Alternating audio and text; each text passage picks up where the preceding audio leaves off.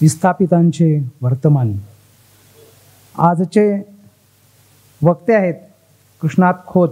यांचा अल्पपरिचय आहेच, पण पूर्णपण परिचय देणार आहे. त्यांना साहित्य अकादमीचा पुरस्कार दिलेला आहे, त्यामुळे ते मोठेच आहेत. त्यांचा जन्म आहे 1 जानेवारी 1972. गाव आहे निकमवाडी, तालुका पन्हाळा आणि जिल्हा कोल्हापूर. नोकरी ते तर सध्या प्राध्यापक आहेत. कळे विद्यामंदिर व ज्युनियर कॉलेज कळे, तालुका पन्हाळा, जिल्हा येथे प्राध्यापक म्हणून काम करतात. आणि त्यांचा विषय आहे राज्यशास्त्र, इतिहास आणि मराठी.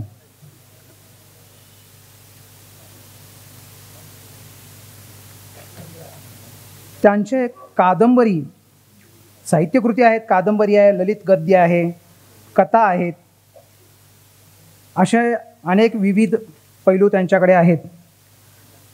श्रोते हो, सांगली, सातारा, कोल्हापूर, सातारा, सोलापूर तसा ग्रामीण साहित्याचा एक खळखळता झराच आहे.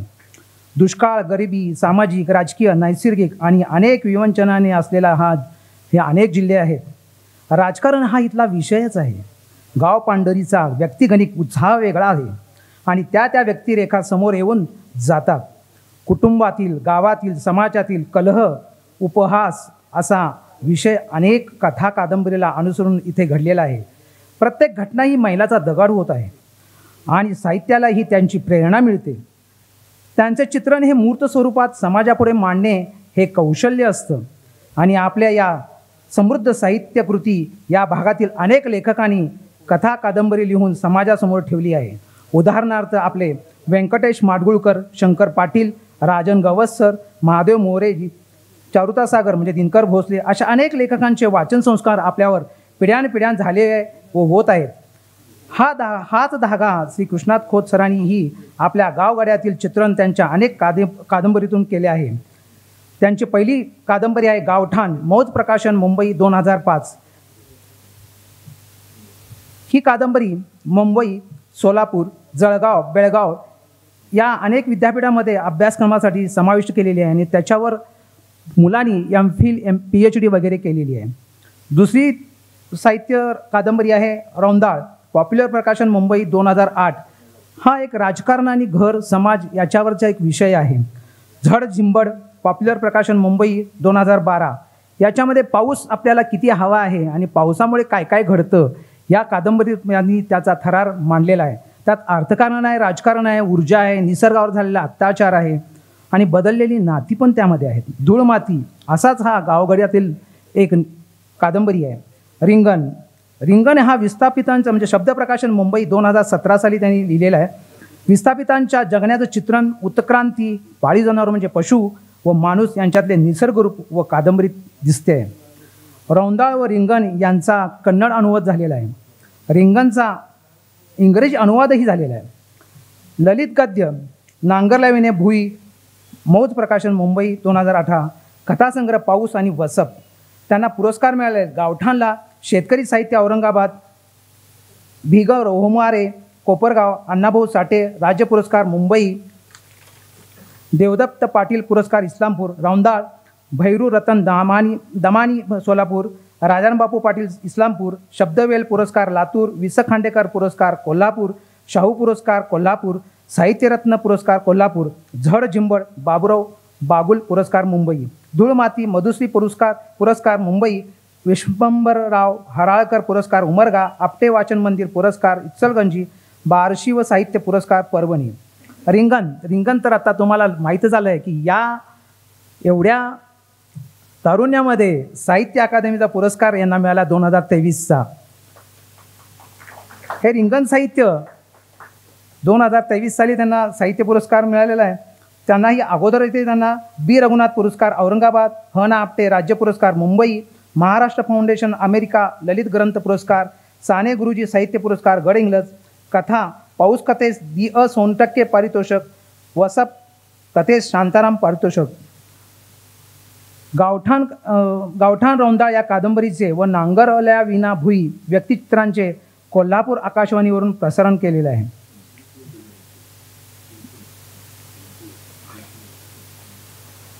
प्रस्थापित प्रस्थापित विस्थापित हा संघर्ष मग निसर्ग असेल किंवा ज्यांनी देशासाठी समाजासाठी आपली घरेदारे शेती सोडून व विस्थापित धरणग्रस्त झाले, उपेक्षित राहिले इत्यादी नवसुधारणवाद, नवनिर्मिती अशा गतीत कित्येक मानवी खेडी समाज यांचा झालेला ऱ्हास ते आपल्या कादंबरीतून मांडताना दिसतात. त्यांची कादंबरी हातात घेतली की आपण कुठे, समाज कुठे असा प्रश्न उभा राहतो.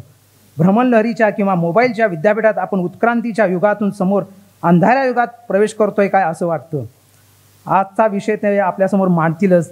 त्यांच्याबरोबर त्यांचे मित्र सोबत प्राध्यापक प्रशांत नागावकर, KMC कॉलेज कोल्हापूर, लेखक नामदेव माळी सर व अवधूत भोसले त्यांचे विद्यार्थी यांचेही मी स्वागत करतो, सरांचे स्वागत करतो. त्यांनी आपला विषय इथे मांडावा. धन्यवाद.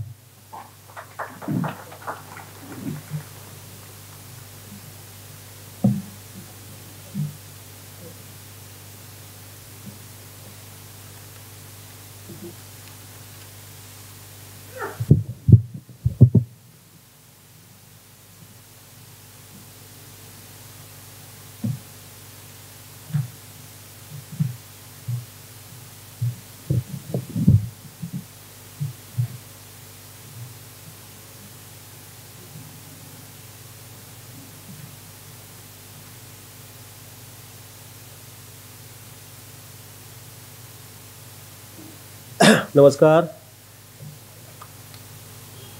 वसंत व्याख्यानमाला मिरज विद्यार्थी संघ. खरं तर या व्याख्यानमालेची परंपरा ऐकल्यानंतर आणि या वर्षीच्या असणाऱ्या सगळ्या वक्त्यांच्या मध्ये नावं बघितल्यानंतर आणि अनेक गेली 99 वर्षाची परंपरा ऐकल्यानंतर मला साहजिक आपण चुकीच्या जागी उभा आहोत की काय, लवकर उभा आहोत की काय असं वाटण्याची शक्यता चुकीची नाही.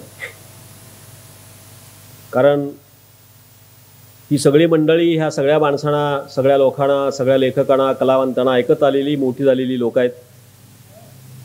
आणि मला ऐकायलाच मिळालेलं नाही अशा काळामध्ये आणि अशा ठिकाणी माझा जन्म झाल्यामुळं आपण खूप बोलत राहायचं नाही. पण यावर्षी नाईलाजास्तव मला काही कार्यक्रमाला जावं लागतंय. मी तुकड्या तुकड्यानं बोलत राहील, तुम्ही तुकड्या तुकड्यानं समजून घ्यायचं. आपलं जगणं तुकड्या तुकड्याचं आहे. आपलं जगणं एकसंग जगणं सगळ्यांचंच आता पूर्णपणे दुभंगलेलं जगणं आहे. आणि त्यामुळं तुम्ही सगळीजण समजून घ्याल की काय बोलतोय हा, नंतर एकत्र काहीतरी जोडून घ्यावं लागेल तुम्हाला.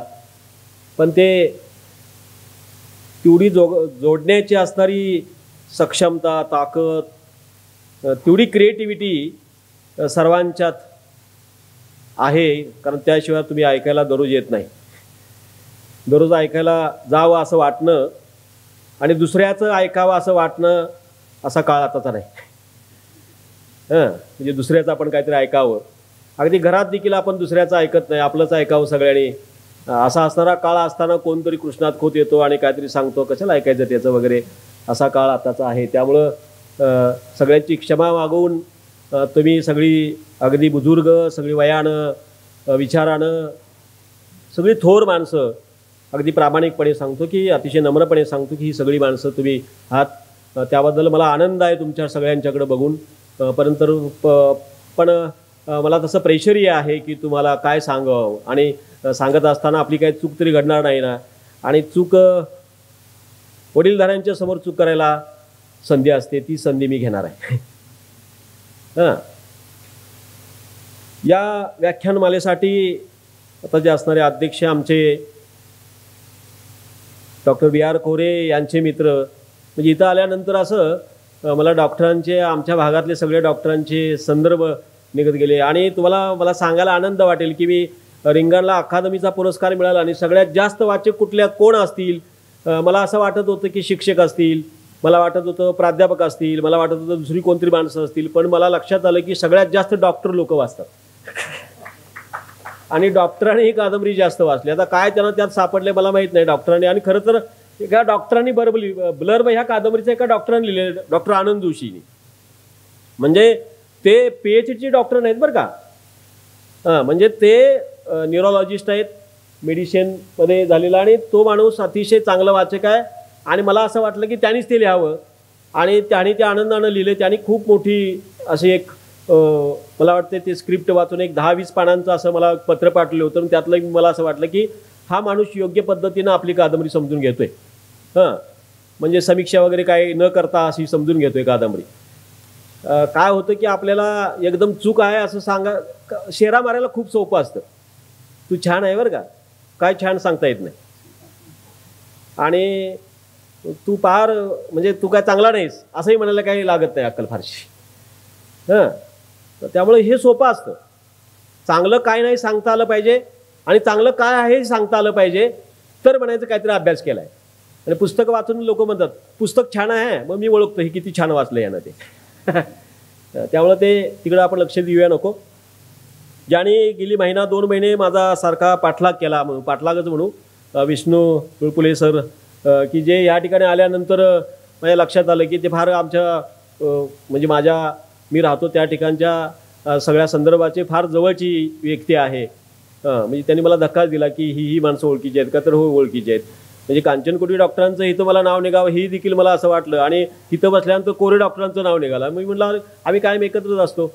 म्हणजे माझा अर्थार्थी काय डॉक्टरचा आणि माझा काय संबंध नाही तसा, पण ह्या वाचनातून वगैरे वेगवेगळे डॉक्टर भेटत गेले, आणि असे डॉक्टर भेटत जावे की जे आपली शल्यचिकित्सा करतात.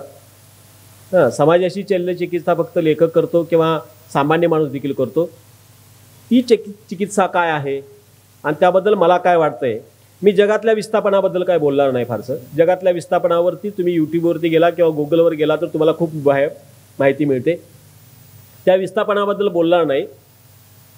मी माझ्या विस्थापनाबद्दल बोलणार आहे. माझ्या म्हणजे आपल्या विस्थापनाबद्दल. आपण कसं विस्थापित होत गेलेलो आहे आणि या विस्थापनाची प्रेरणा काय नेमकी आहे, त्याचा वेग काय आहे, आणि हा वेग कधीपासून वाढला आहे. म्हणजे जागतिकीकरणानंतर हा वेग वाढला का कोरोनानंतर हा वेग वाढला, याबद्दलही आपल्याला थोडंसं चर्चा संवाद आपण करू शकतो. म्हणजे आपण इतकं विस्थापित झालोय की दुसऱ्याचं ज्ञान खरं मानण्यापर्यंत आपण विस्थापित झालोय. म्हणजे माझं काहीतरी थोडं बहुत ज्ञान असतं ना, म्हणजे कृष्णात खोत सांगतो याचंच फक्त ज्ञान आहे, आणि ते ऐकून घेतलं आणि ते खरं मानलं. आज इतकं विस्थापन आपलं कामी नाही. म्हणजे जेवढं माझं ज्ञान आहे त्याच्यापेक्षा कितीतरी कमी ज्ञान कृष्णाचं आहे असं म्हणता आलं पाहिजे मला, असं सांगता आलं पाहिजे मला, असं मला बोलता आलं पाहिजे.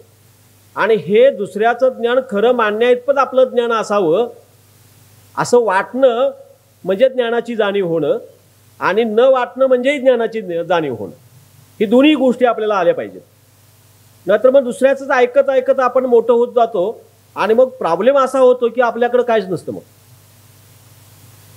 म्हणजे ड्रायव्हरला एखाद्या सांगितलं की कायमपणे तू दुसऱ्याचं ऐकतच गाडी चालवत जा, मग दुसरा कधी संदेश देणार आणि मग कधी अपघात व्हायचा थांबणार नाही. त्यामुळं एकदा गाडी चालवायला सुरू केली की आपल्याला स्वतः गाडी त्या रस्त्यावर चालवता आली पाहिजे, इतकं तरी ज्ञान आपल्याला त्याचं असलं पाहिजे. म्हणजे सगळ्यात जास्त विस्थापन मला वाटतं शिक्षणाचं आपल्याला झालेलं आहे असं मला वाटत झालंय नेहमी. कारण ज्ञान आणि शहाणपण याची आपण गल्लत केलेली. म्हणजे मी पास झालो, माझा पहिला नंबर आला, म्हणजे माझा नंबर आल्यानंतर मी असा पळत पळत पन्हाळगडावरून खाली गेलो, कारण आम्ही चालत जात होतो. तर चालणं देखील विस्थापन झालं. चालणं थांबलं म्हणजे विस्थापन झालं चालण्याचं. मी असा पळत गेल्यानंतर मी वडिलांना दाखवलं ते माझं कार्ड, आणि वडिलांना म्हणालो की माझा पहिला नंबर आलाय. वडील अशिक्षित, ते शेताचा बांध घालत होते. ते म्हणाले पास झालास का?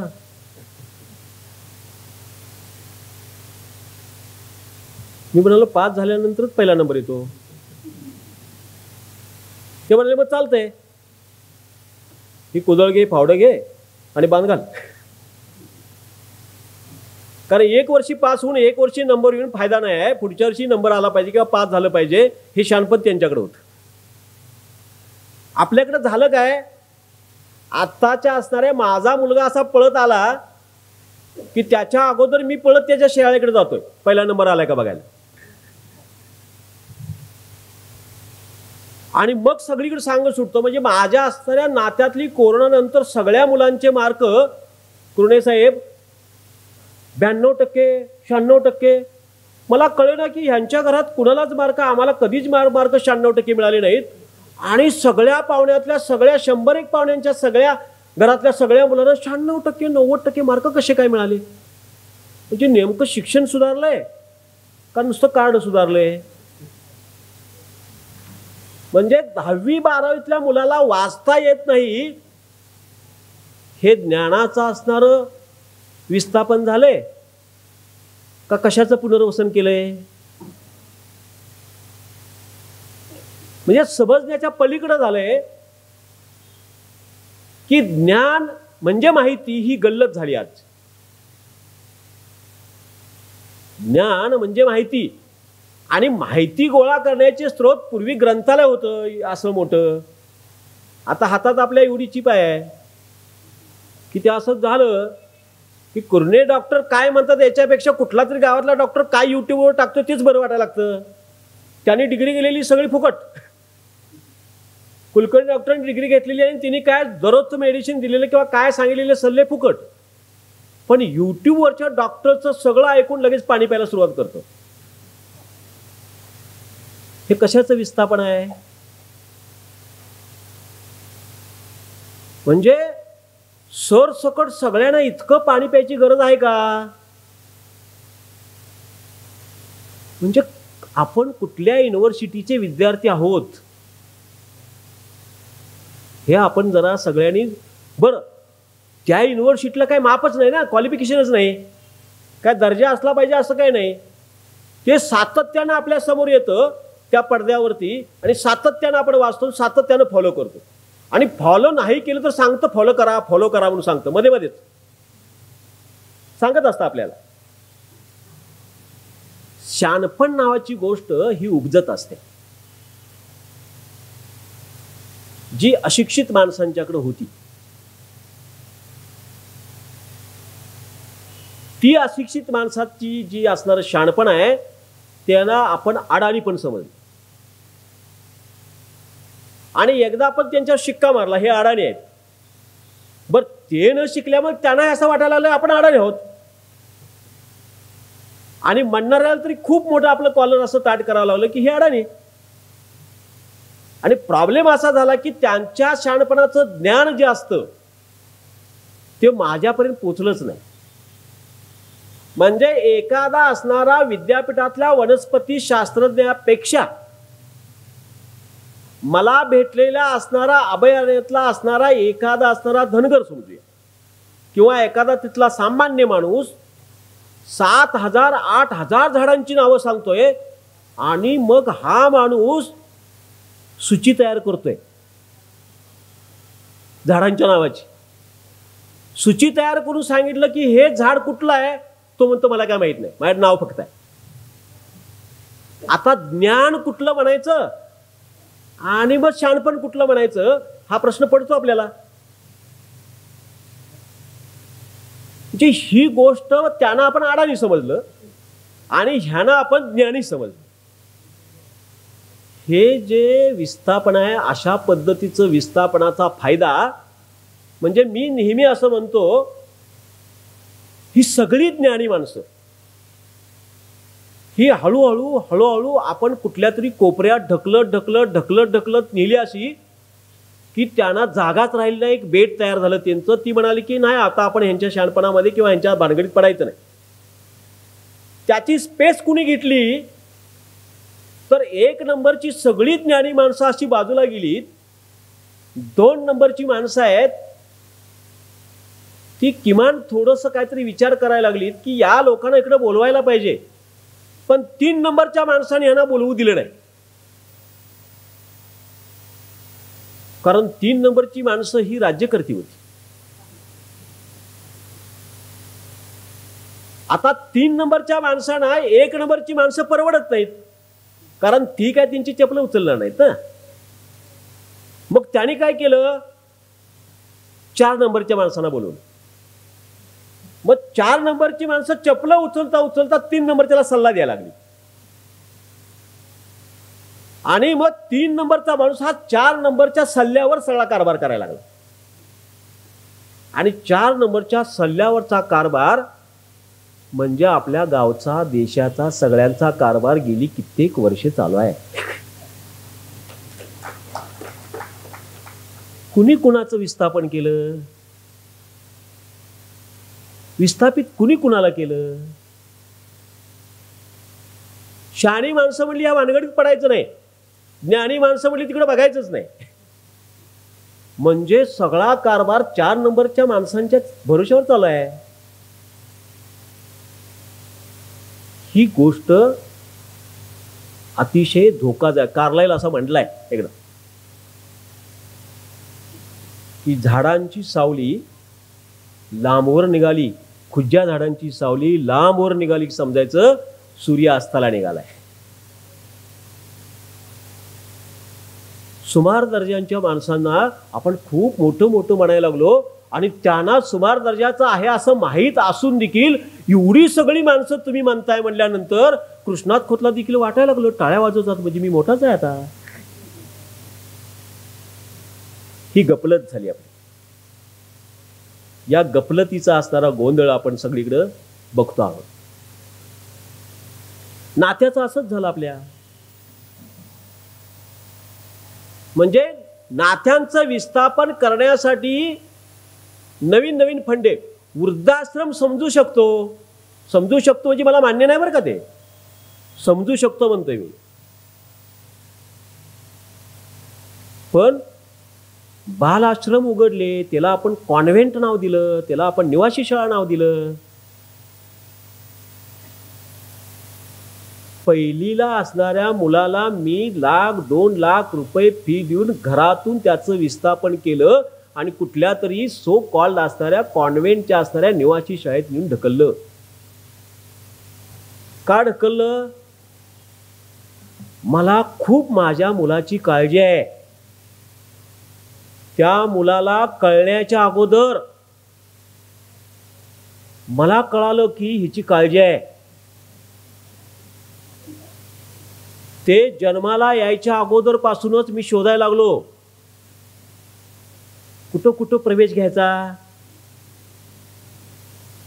आता हा शोध घेतात असं लक्षात आल्यानंतर माझ्यासारख्याने असल्या शाळा उघडल्या. गिरायक तयार आहे आपल्याकडं, त्या गिरायकाला बोलवत राहायचं आपण. आणि मग पहिलीच्या मुलाची परीक्षा घ्यायला सुरुवात केली. अगदी बालवाडीची देखील परीक्षा घ्यायला सुरुवात केली की ज्याला आई शब्द बोलता येत नाही त्याची परीक्षा ठेवली आई वडिलांची. आणि मग मी ऍडमिशन द्यायला सुरुवात केली.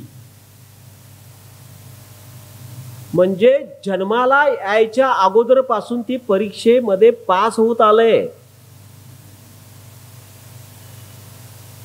आपल्याकडं जन्माला यायच्या अगोदर त्या मुलाची परीक्षा असते, मुलगा आहे का मुलगी आहे बघण्याची. मुलगी असली तर परीक्षेत नापास होती ती जन्मालाच येत नाही. मुलगा असला तर परीक्षेत पास होऊन लगेच जन्माला येतो. बर तो ठरलेल्या वेळेच्या अगोदर कुठले डॉक्टर मला वाटते जन्माला आणतात.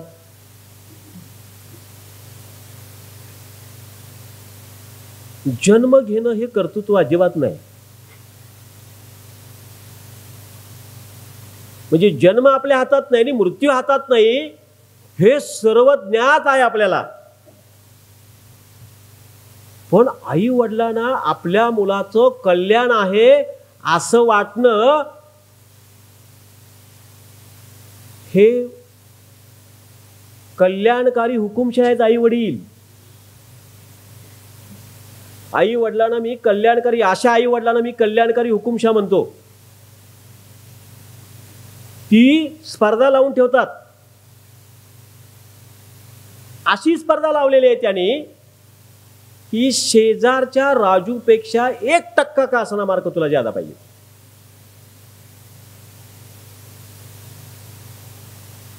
आता शेजारचा राजू तिचा मित्रच राहत नाही तर शत्रू तयार होते ना. आदिवासी भागात म्हणजे वाघ पाठी लागल्यानंतर काय करशील असं दोघा आदिवासी मित्रांना विचारलं.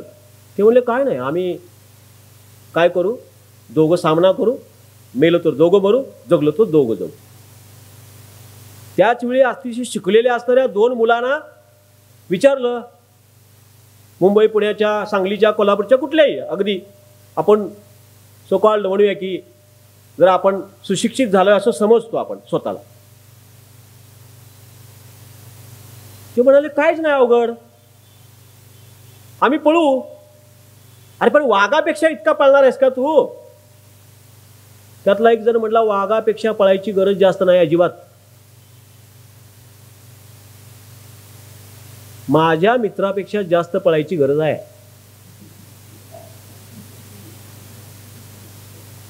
म्हणलं का? अहो वाघ हा प्राणी आहे, तो मानव नाही. एकदा शिकार केली की थांबतो तो. एक शिकार केल्यानंतर तो माझ्याकडे येणार नाही. माझ्या मित्रापेक्षा मी जास्त पळालो की मी जगलो, हे माझं तत्वज्ञान आहे. ही स्पर्धा काय कामाची आहे? दुसऱ्याला मारून जगण्याची स्पर्धा जर असेल तर संत परंपरा कशाला सांगायची? कटाळ कुटण्यापुरतीच आहे ती. त्याच्या पलीकडे का जातच नाही आपलं. आई वडिलांनी त्या मुलाला त्या ठिकाणी कुठल्या तरी स्पर्धेमध्ये यश यावं म्हणून टाकणं म्हणजे मी म्हणतो मुलांचा आश्रमच काढणं आहे.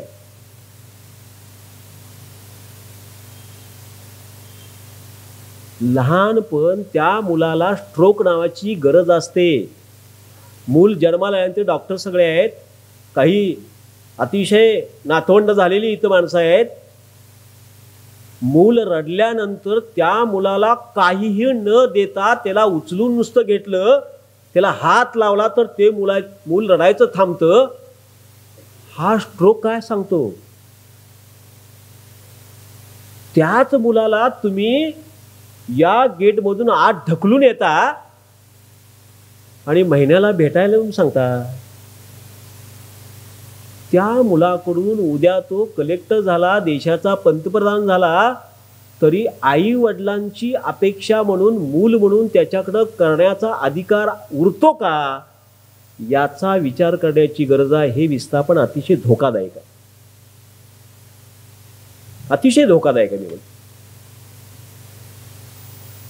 म्हणजे कुटुंब व्यवस्था नावाची भारतामध्ये अतिशय एक घट्ट अशी वीण असलेली एक संस्था आहे. ती संस्था मोडीत एकदा निघाली की हळूहळू देश मोडीत निघण्याची प्रक्रिया सुरू होते.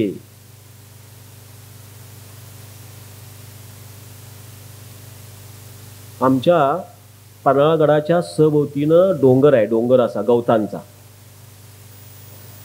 तिथं असणाऱ्या शाळेंची खूप पिकं उगवलेली आहेत. असल्या शाळा खूप उगवलेल्या आहेत. 6वीला 5वीला 60% मार्क मिळालेला मुलाला आज सांगतो तुम्ही ऍडमिशन घ्यायचं, पुढच्या वर्षी 70% कार्डवर असले नाहीत तर ऍडमिशन मिळत नाही ना. मग 70% असलेच पाहिजेत कार्डवर. पेपरवर त्यालाही माहित नाही आणि ह्यालाही माहित नाही.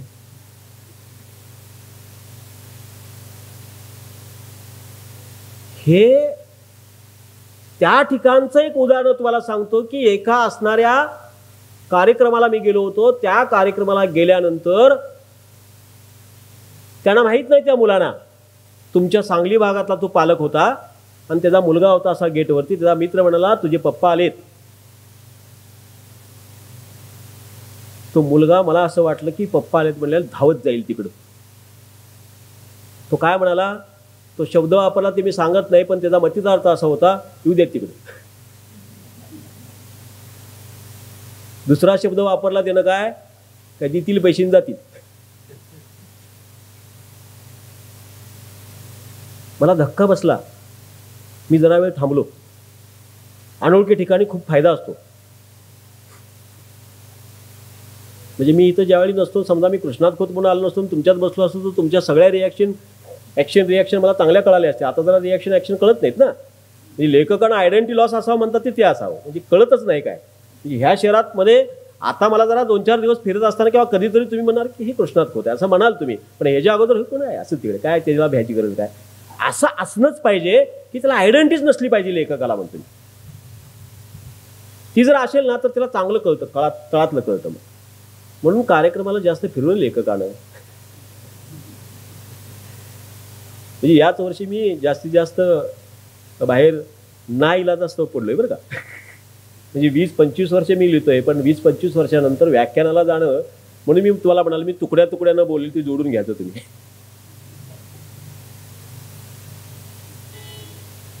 त्यानंतर ते पुढचा म्हणलेला जो मुलगा आहे तो काय म्हणाला,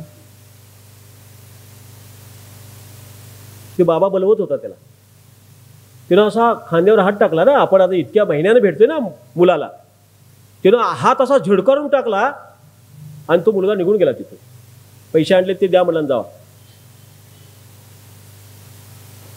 ही गोष्ट काय सांगते आपल्याला, ही गोष्ट नात्याची असणारी वीण सैल करण्याचं ही टेस्ट आहे म्हणतो. दिसतंय आपल्याला नात्याची वीण आपली संपलेली आहे. ही नात्याची वीण जर एकदा संपली, नाती संपली एकदा, तर सांगायचं काय आपल्याला.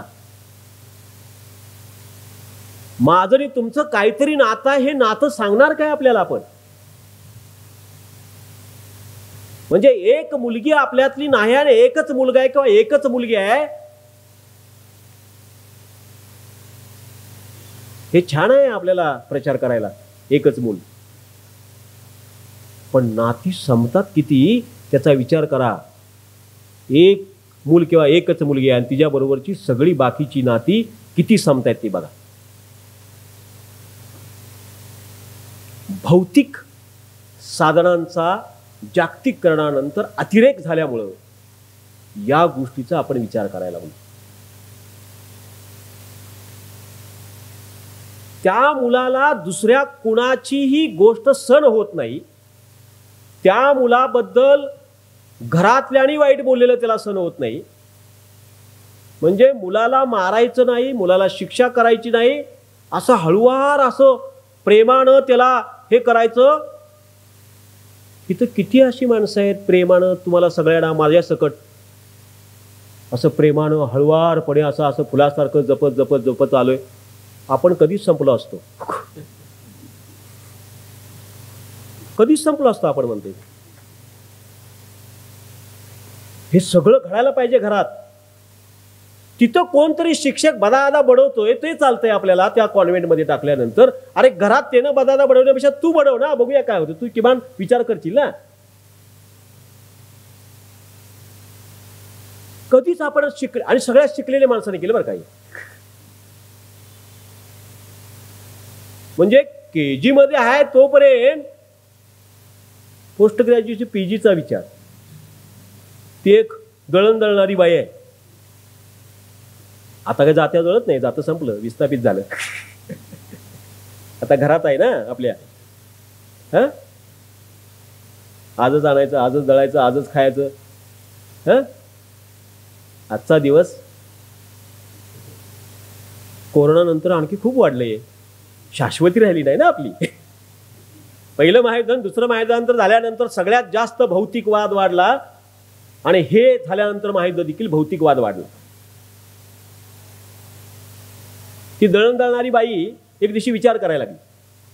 काय विचार करायला लागली की मी दररोज 2 पायली दळतो. पायली म्हणजे माहिती आहे, सगळ्यांनाच माहीत असावं.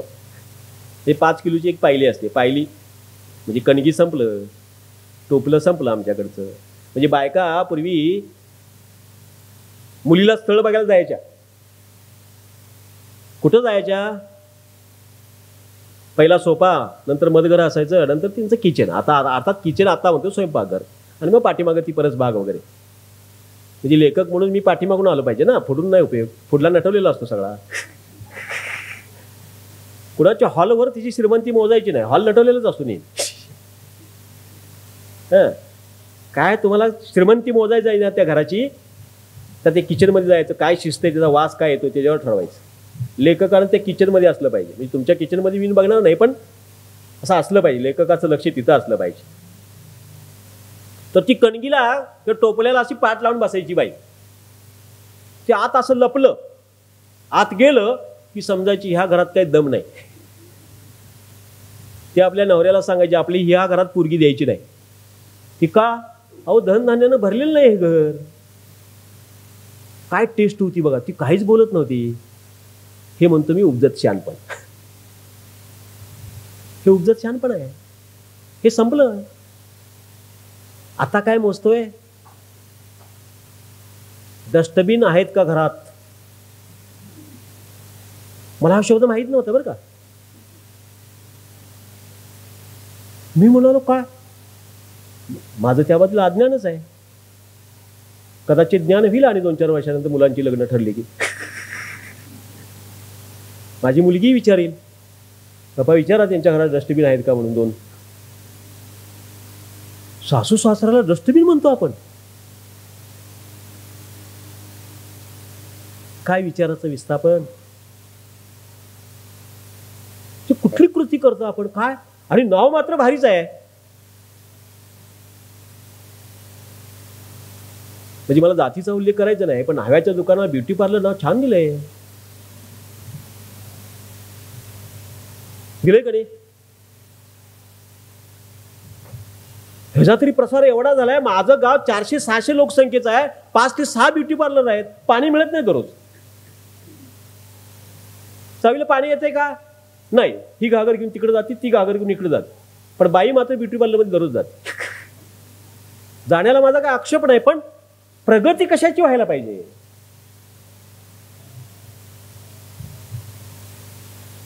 शुद्ध हवा मिळते नाही, त्याचा विचार पुढचा करत नाही. ही पृथ्वी चांगली राहणार आहे का, ती विस्थापित व्हायला लागलेली आहे, त्याचा विचार नाही आपल्याला. ती बाई दळता दळता असे म्हणते की मी आज 2 पायली दळणार आहे. तिला कधीतरी असा पहाटेचा विचार पडतो, उद्या 2 पायली, परवा 2 पायली, महिन्याची किती पायली? 60 पायली. मी जगणार आहे इतकी दिवस, किती वर्ष जगतो? त्यावेळेला बायका म्हणजे माणूस जगायचा 70-80 वर्ष जगायचा. ती विचार करायला लागली आणि तिचे गुणाकार भागाकार सुरू झाला. गुणाकार आणि तिच्या पुढे थप्पी दिसायला लागली ना. तिला इतकी थप्पी दळायच्या म्हणल्यानंतर अटॅक आला. त्याच वेळा ती दळायच्या अगोदरच मेली. अरे पीजीला पोरग केजीला असताना पीजीचा विचार करत असताना तुम्हाला काय अटॅक येत नाही आपल्याला? कशाला तू एवढा विचार करतो? त्याचा जगल की काहीतरी करेल ना, धडपडेल ना, तो त्याला कळू दे ना. त्याला वाढवायची जबाबदारी. मला जे जमलेलं नाही ते त्याला करायला लावायचं. अरे तुला जगातल्या हजारो गोष्टी जमलेल्या नाही ते विचार कर ना. आता त्याला हजारो, एकाच जन्मात त्याला 1000 गोष्टी करायला लावतील तर ते मरलच की. अभ्यास करायला असा लावायचा, त्याच्यावर काठीच दिलो. आरोपीच पोरग, त्याला काठी घेऊन सोडायचं नाही बाई. त्याला अजिबात सोडायचं नाही बाई. सगळी मुलं, डॉक्टर साहेब तुम्हाला लक्षात असेल की सगळ्या मुलांना, आमच्याकडे 6वीला असणारा एक मुलगा आहे, त्याला शुगर आहे. 6वीच्या वर्गात कांचनकोटी डॉक्टरांच्या समोरच उभं राहिले. अरे म्हटलं काय हे कशाचं लक्षण आहे? एक 3रीला असणारा मुलगा आहे आमच्या नात्यातलं, एवढा मोठा भिंगाचा चष्मा. मी म्हटलं अरे मला दिसतंय अजून, मी जरा बरं वाचले, जास्त नाही पण जरा बरं वाचलंय ना, गेली 40 वर्ष वाचतोय मी. तुला लगेच कसं काय 7व्या-8व्या वर्षी एवढा मोठं एवढं काय वाचलंस? ते काय म्हटलं माहिती आहे का मुलगा? मला मम्मीने खेळताना सारखा मोबाईल दिला, कुणाकडे घालवते बोट, त्याला स्वतःकडे नाही ती. आणि त्यामुळं मला इतका, आणि चष्मा काढला की त्याला दिसत नाही, माणूस दिसत नाही समोर. हे काय म्हणजे आपण इतक्या पातळीवरती आपण स्वतःला विस्थापित करत नेले. हे वर्तमान आहे आपलं, हे गरगरायला लावणारं वर्तमान आहे. म्हणजे भाषा तरी आपली बदललीच, भाषेचं विस्थापन काय झालं ते आपण लक्षात घेतो. म्हणजे भाषा संपत चालली.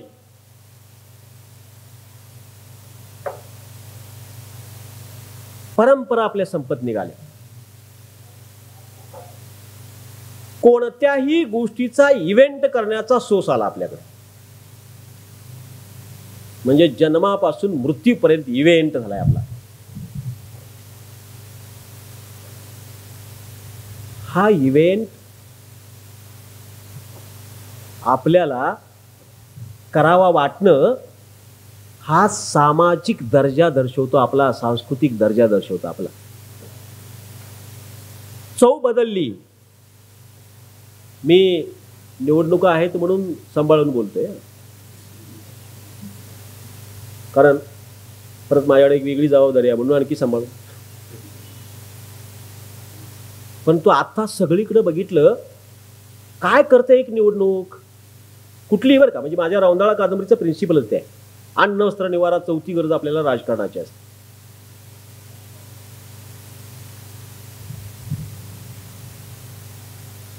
खरं तर तुम्ही शहरात राहणारी माणसं असाल, आपण दार बंद करून जगू शकतो.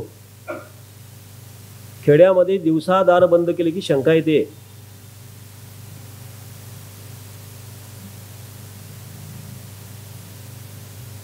एक निवडणूक आपल्या गावचा चेहरा बदलून टाक, कोणतीही निवडणूक. आणि अलीकडचं असणारी सगळे, म्हणजे अगदी माझ्या गावापासून पन्हाळगड किंवा पन्हाळगडापासून कोल्हापूरचं अंतर 20 किलोमीटर आहे. त्या 20 किलोमीटरमध्ये चहा देखील प्यायला मिळत नव्हता, कुठं कुठंतरी मिळायचा. आता चहा नाही, अगदी खाण्याची असणारी इतकी, म्हणजे पूर्वी माणूस काय घेऊन जायचा घरातून, भाकरी घेऊन जायचा, कुठं भाकरी मिळणार नाही म्हणून जायचा. आता बरोबर उलट आपण करतोय, पाणी घेऊन जातोय आपण घरात. म्हणजे मी देखील गाडीतून पाणी घेऊन आलोय, मला खात्री आहे ना जाताना कुठेही जेवण मिळेल. कोणत्याही नदीचं किंवा कोणत्याही पाटाचं ओंजळभर पाणी मी शेतात फिरताना पिऊन टाकायचं.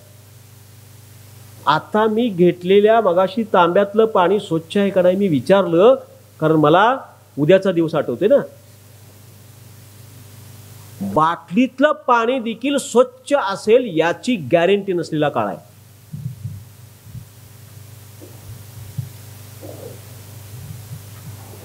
ही गोष्ट मी ओढ्यातून फिरत होतो, ओगळीतून फिरत होतो, डोंगरातून फिरत होतो, दरीतून फिरत होतो. आणि फिरताना कोणत्याही ठिकाणी जाऊन जसे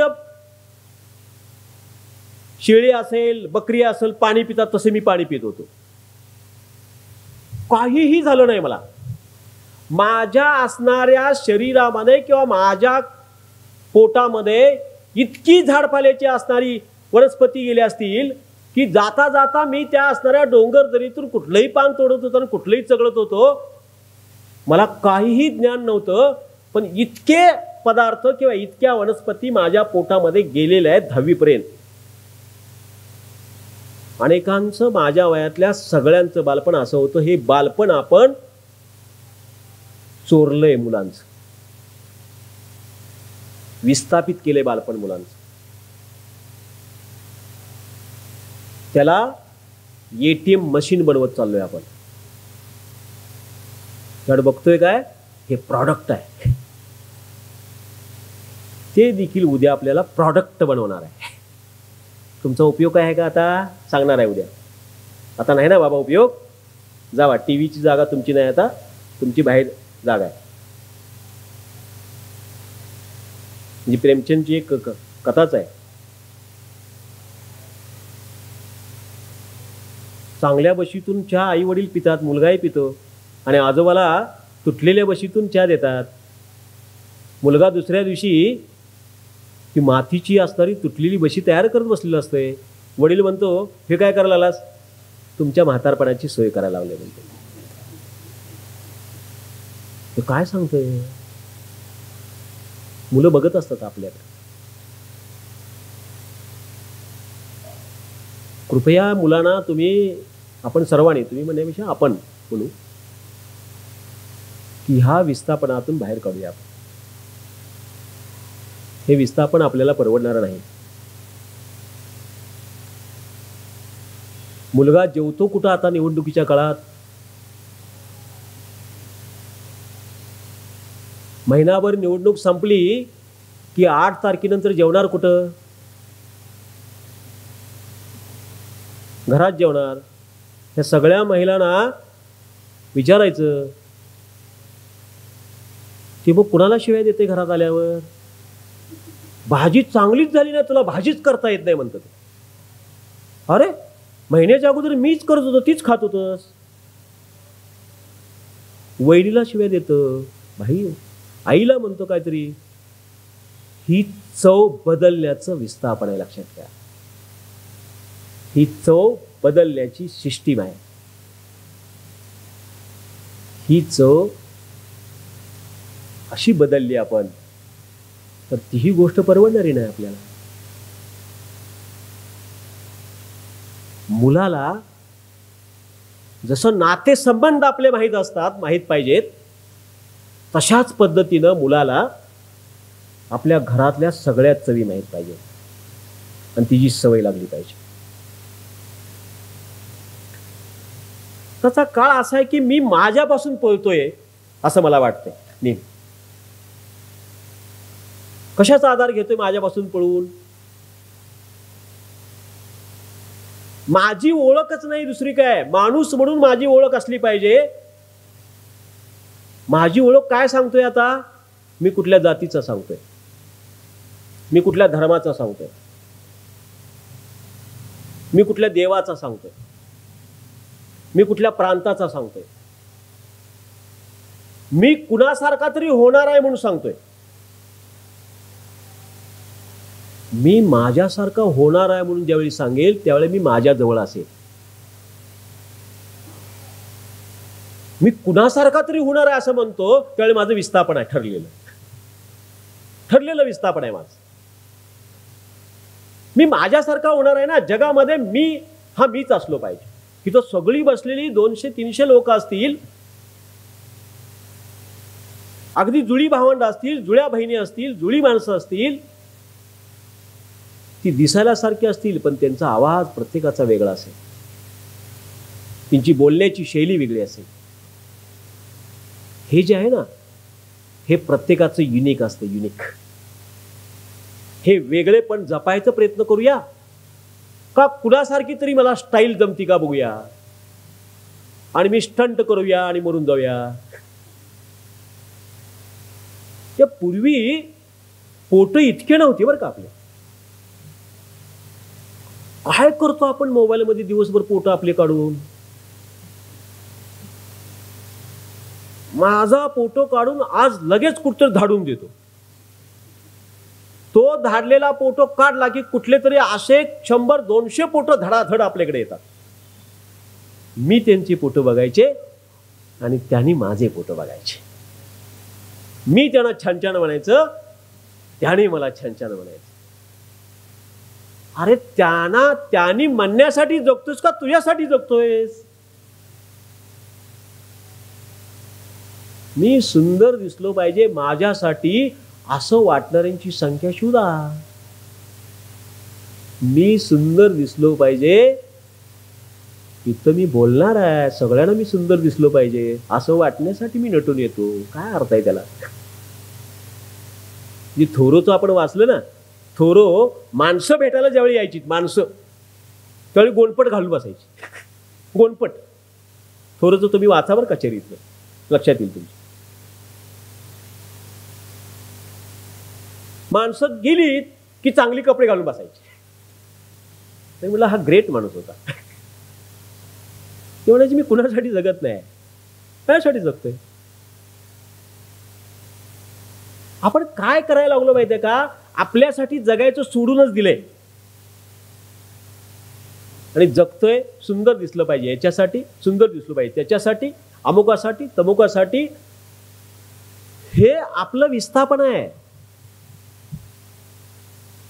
हे विस्थापन आपण कधी कमी करणार आहे? म्हणजे मला नेहमी आता हे नापास वगैरे आता निकाल झाला असेल ना मुलांचा, माझ्या शाळेचा निकाल कमी लागता कामा नाही याच्यासाठी माझ्या शाळेचा निकाल मी वाढवलाय, मुलासाठी नाही. भीती कुणाला कशाची? मला माझा निकाल असताना किंवा तुमचा निकाल असतानाचा दिवस आठवा अशी धाकधूक व्हायची. चांगले मार्क पडत असले तरी देखील धाकधूक व्हायची की आपल्याला किती मार्क पडतील. आता मुलाला ते कळालंय, आपल्या मास्तरांना आणि आई वडिलांना काळजी असती, बाद झाली, आपण कशाला करायची काळजी? काही वडील आणि काही आई तरी अशा वर्गात जाऊन त्याच्या अगोदर आदल्या दिवशी निकाल काढून अगदी समाधानानं किंवा असमाधानानं घरी येतात की माझ्या मुलाला मार्क इतके पडले वगैरे. आणि मग शेजारी म्हणले की त्याच्यापेक्षा जास्त मी देखील मार्क काढल्यात, त्याच्यापेक्षा जास्त पडल्यात, झालं. हे जर त्यावेळेपासून मुलाला आणखी आरोपी करायचं चालू होतं. ही गोष्ट भीतीची गोष्ट आहे. भीती विकण्याचा काळ आहे आता. आणि भीती विकण्याचा काळ जास्तीत जास्त आपण गिराईक बनल्यामुळे झाले. आपण गिराईक झालोय, आपण माणसं नाही राहिलो. डीमार्टला किंवा कुठल्याही असणाऱ्या मॉलमध्ये आपली घरं मॉल झालेत. मॉल लागणाऱ्यापेक्षा जास्त वस्तू आपण खरेदी करतो एकदम. त्या वस्तू खरेदी केल्या आणि ती दाखवायची हौस आहे आपल्याला परत. म्हणजे पूर्वी घरात एखादा व्यस्ता दिन असतो की ती घर अतिशय तोंड झाकून कुठेतरी लपून बसावं असं वाटायचं. पण आता कुठला ब्रँड पितात याचं हौशीनं चर्चा करणारी माणसं आहेत. कुठलं सिगारेट लागतं, कुठलं काय लागतं हे हौशीनं चर्चा करणारी माणसं आहेत. कसलं विस्थापन आहे?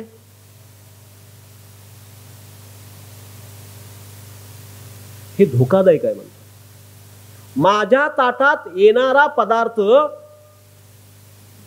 याची गॅरंटी नाही मला, याच्याबद्दल मी बोलायला पाहिजे. आता माझ्या नळाला येणारं पाणी शुद्ध का अशुद्ध याच्याबद्दल मला बोलायला पाहिजे. माझ्या घरात येणारी हवा शुद्ध का अशुद्ध याच्याबद्दल मला बोलायला पाहिजे, जागरूक व्हायला पाहिजे. अन्न वस्त्र निवारा या गोष्टी स्वस्त झाल्यात असं वाटतंय आपल्याला. पण कोरोनानं कळालं आपल्याला की हवा किती महाग होती,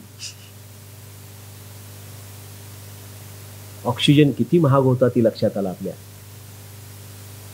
सगळ्या गोष्टी फिजूल ठरल्या. या निसर्गाला विस्थापित करीत आपण नेलो की निसर्ग एक दिवस आपलं विस्थापन इतकं करणार आहे की आपण ह्या बसलेल्या जागेवर देखील उठायची शक्यता नाही.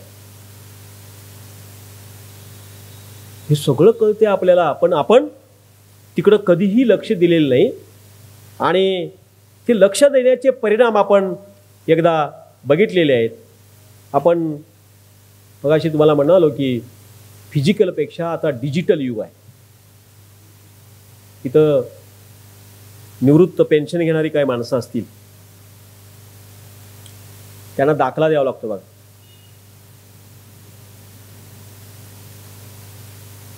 तो माणूस म्हणतो अरे मीच आहे ना, नाही दाखला घेऊन. विश्वास कशावर राहिलाय? डिजिटलवर. अरे मी फिजिकल उभा आहे, मी माणूस अजून जिवंत आहे. तुम्ही मेला असला तरी चालेल पण पुरावा जिवंत लागतोय, चालतंय.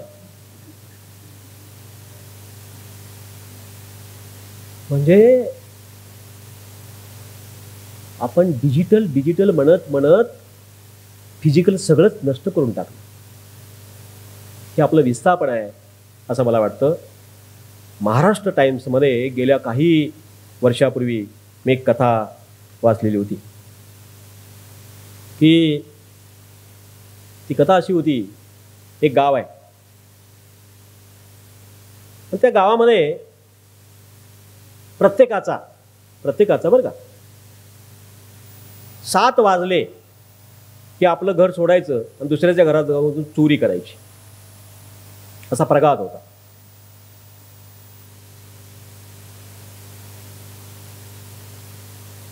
तर त्या ठिकाणी एक कलावंत राहिला होतो त्या गावात, आणि त्याला सांगतात की तुम्हाला हे घर 7 वाजता रिकामं करायला लागेल, तुमचं रिकामं सोडायचं उघडं, आणि तुम्ही 12 वाजता यायचं. तो म्हणतो का?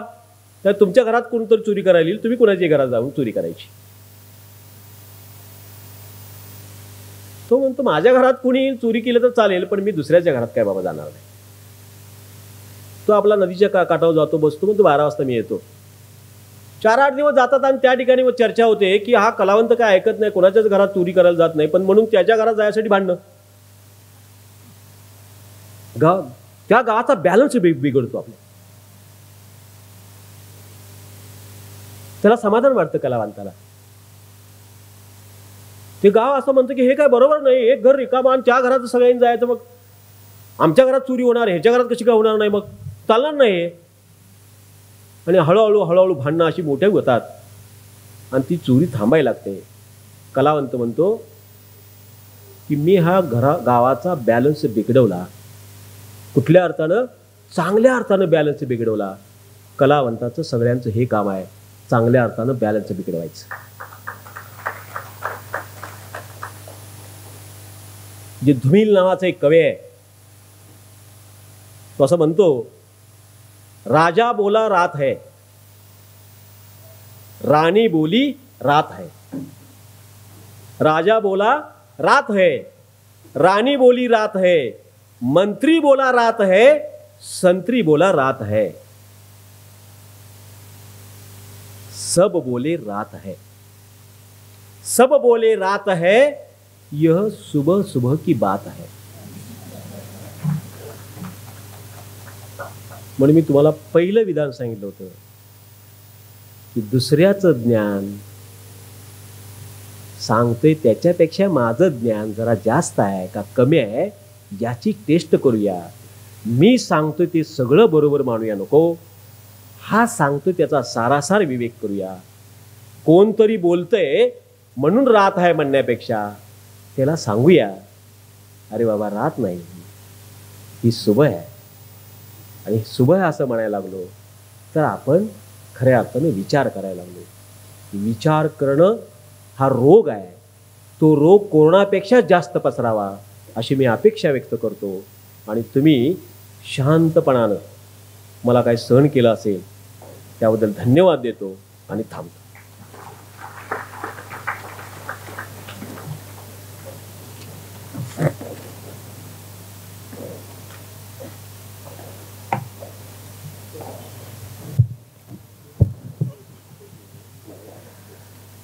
आज पुष्प दुसरे आपल्यासमोर सादर झाले. कैलासवासी जगन्नाथ तथा नाथाती जेवल यांच्या स्मृतिप्रित्यर्थ हे पुष्प झालेलं आहे. देवल कुटुंबियांचे मी आभार मानतो. आज आपल्यासमोर माननीय श्रीयुत कृष्णात खोत यांनी विस्थापितांचे वर्तमान हा विषय आपल्यासमोर मांडला. खरं पाहिलं तर हा विषय म्हणाला तर गुपितच विषय म्हणायला पाहिजे, कारण विस्थापितांचे वर्तमान म्हणजे काय? कोणी धरणग्रस्त असतात. सरांनी ऑलरेडी सांगितलं की इंटरनॅशनल विषय मी काय मांडणार नाही आहे, आपल्यापुरताच मांडणार आहे. तर असा हा गुपित विषय अतिशय वेगळी कलाटणी देऊन सरांनी आपल्यासमोर सादर केला. त्यांनी खरं पाहिलं तर अतिशय परखड भाषेमध्ये ज्ञान आणि शहाणपण यातील फरक हे खरं पाहिलं तर तरुण पिढीला कळायला हवं, ज्यांची उपस्थिती ही अतिशय कमी आहे. ते पण थोडंसं विस्थापनच आहे की काय असं मनात शंका यायला लागते. नात्याचा विषय विस्थापनाचा अतिशय चटका लावून गेला असं म्हटलं तर चालणार नाही, चालेल. सर म्हणाले की मी इतके वर्ष लेखन करत होतो पण आत्ताच व्याख्यान द्यायला बाहेर पडतोय, त्यामुळं तुकड्या तुकड्यांनी मी मांडायचा प्रयत्न करेन. पण सर मी तुम्हाला नक्की सांगू शकतो की आपण जो विषय अतिशय थोडक्यात, कारण त्यांची प्राध्यापकी खरंच सांगते की अतिशय कमी वेळामध्ये अतिशय उत्तम शिकवणं हे यावरून आपल्याला दिसून आलं. आणि आपला इम्पॅक्ट एवढा होता की आम्हाला तो विषय खरंच तुकड्या तुकड्याचा वाटला नाही, मात्र चटका लावून मात्र गेला. सर आज वेळात वेळ काढून आपल्या इथं आले. खरं पाहिलं तर सध्या लोकशाहीचा उत्सव चालू आहे. इलेक्शनचे वारं आता सगळीकडे चालू आहे आणि त्या कामी खोत सरांनी एक मोठं काम घेतलेलं आहे आणि ते म्हणजे मतदान जागृती. दिवसभर ते त्या कामी व्यग्र असतात, तरी पण आज विशेष वेळ काढून ते आज आपल्या इथं आले, त्याबद्दल त्यांचे विशेष आभार. आभाराचं प्रतीक म्हणून मी डॉक्टर साहेबांना विनंती करतो की त्यांना पुष्पगुच्छ द्यावा.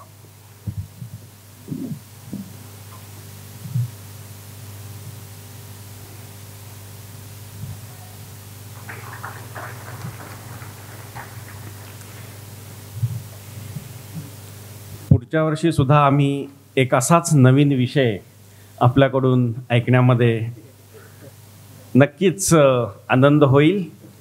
आधीच निमंत्रण देऊन ठेवतो. आहे, नक्की करणार, कारण आम्ही तितके विस्थापित नाही आहेत.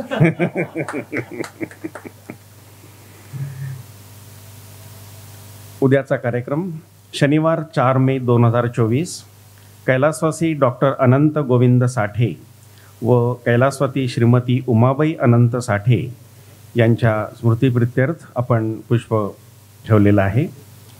वक्ते आहेत माननीय डॉक्टर रमा मराठे, बेळगाव. विषय तो आणि ती, माझे मन तुझे झाले.